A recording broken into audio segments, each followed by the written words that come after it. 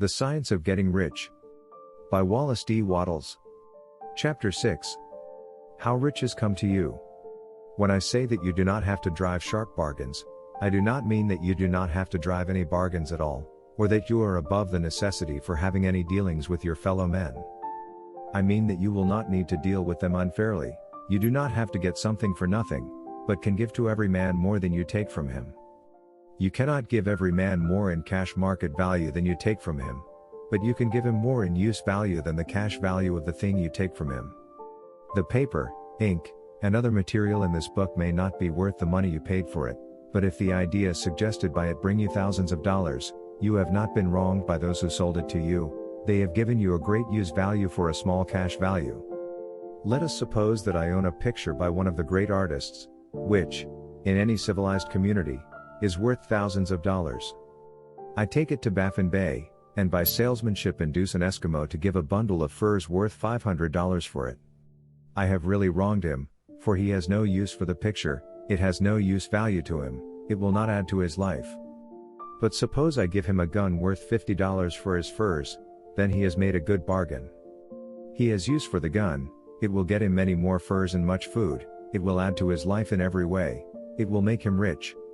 When you rise from the competitive to the creative plane, you can scan your business transactions very strictly, and if you are selling any man anything which does not add more to his life than the thing he gives you in exchange, you can afford to stop it. You do not have to beat anybody in business. And if you are in a business which does beat people, get out of it at once. Give every man more in use value than you take from him in cash value, then you are adding to the life of the world by every business transaction. If you have people working for you, you must take from them more in cash value than you pay them in wages, but you can so organize your business that it will be filled with the principle of advancement, and so that each employee who wishes to do so may advance a little every day. You can make your business do for your employees what this book is doing for you. You can so conduct your business that it will be a sort of ladder, by which every employee who will take the trouble may climb to riches himself, and given the opportunity, if he will not do so it is not your fault. And finally, because you are to cause the creation of your riches from formless substance which permeates all your environment, it does not follow that they are to take shape from the atmosphere and come into being before your eyes. If you want a sewing machine, for instance, I do not mean to tell you that you are to impress the thought of a sewing machine on thinking substance until the machine is formed without hands, in the room where you sit, or elsewhere. But if you want a sewing machine, hold the mental image of it with the most positive certainty that it is being made, or is on its way to you.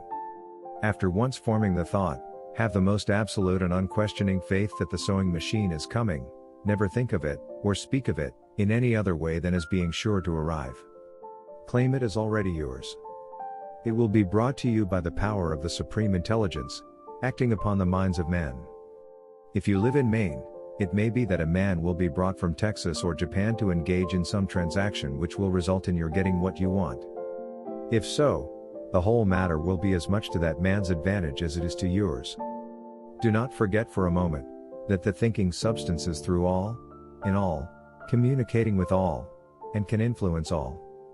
The desire of thinking substance for fuller life and better living has caused the creation of all the sewing machines already made, and it can cause the creation of millions more, and will, whenever men set it in motion by desire and faith, and by acting in a certain way.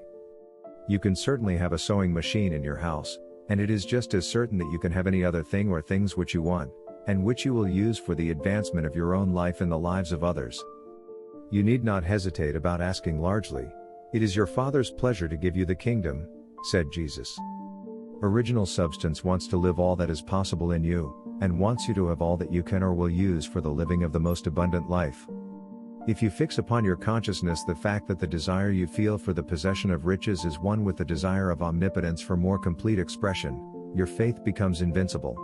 Once I saw a little boy sitting at a piano, and vainly trying to bring harmony out of the keys, and I saw that he was grieved and provoked by his inability to play real music. I asked him the cause of his vexation, and he answered, I can feel the music in me, but I can't make my hands go right. The music in him was the urge of original substance, containing all the possibilities of all life, all that there is of music, was seeking expression, through the child. God, the one substance, is trying to live and do, and enjoy things through humanity. He is saying, I want hands to build wonderful structures, to play divine harmonies, to paint glorious pictures. I want feet to run my errands, eyes to see my beauties, tongues to tell mighty truths, and to sing marvelous songs, and so on. All that there is of possibility is seeking expression through men. God wants those who can play music, to have pianos, and every other instrument, and to have the means to cultivate their talents to the fullest extent. He wants those who can appreciate beauty, to be able to surround themselves with beautiful things. He wants those who can discern truth, to have every opportunity to travel and observe. He wants those who can appreciate dress, to be beautifully clothed, and those who can appreciate good food, to be luxuriously fed. He wants all these things, because it is Himself that enjoys and appreciates them. It is God who wants to play, and sing, and enjoy beauty, and proclaim truth, and wear fine clothes, and eat good foods. It is God that worketh in you, to will and to do, said Paul.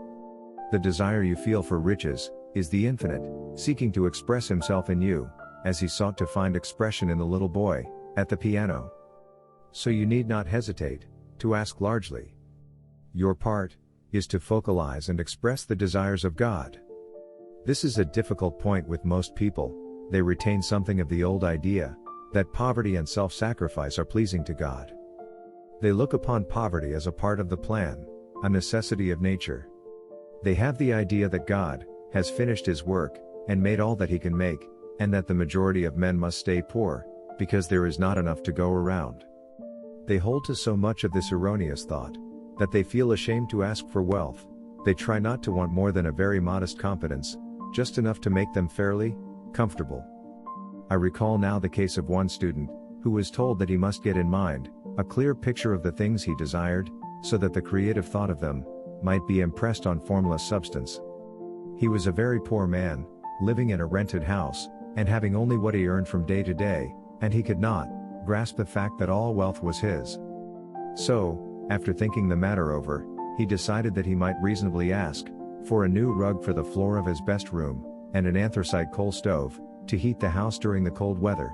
Following the instructions given in this book, he obtained these things in a few months, and then it dawned upon him that he had not asked enough. He went through the house in which he lived, and planned all the improvements he would like to make in it. He mentally added a bay window here, and a room there, until it was complete in his mind as his ideal home, and then he planned its furnishings. Holding the whole picture in his mind, he began living in the certain way, and moving toward what he wanted, and he owns the house now, and is rebuilding it after the form of his mental image. And now, with still larger faith, he is going on to get greater things. It has been unto him according to his faith, and it is so with you, and with all of us.